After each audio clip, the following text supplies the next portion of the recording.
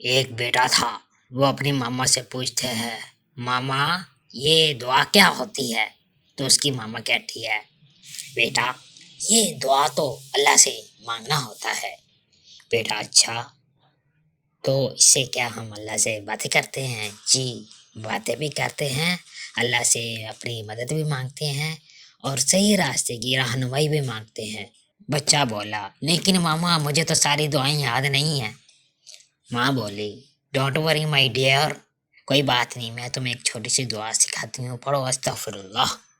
بچہ پڑھتا ہے ساتھ میں استغفر اللہ، تو ماں اس کو کہتی ہے یہ اللہ سے معافی مانگنے کا ایک طریقہ ہے۔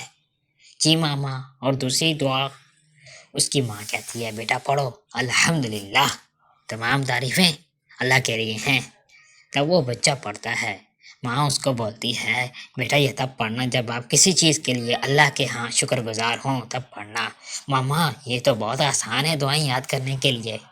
بیٹا ایک بات اور یاد رکھنا، اور ہمیشہ یاد رکھنا کہ دعا ہمیشہ سچے دل سے اور توجہ سے مانگنا، اللہ ہمیشہ اپنے بندوں کی دعا کو سنتے ہیں۔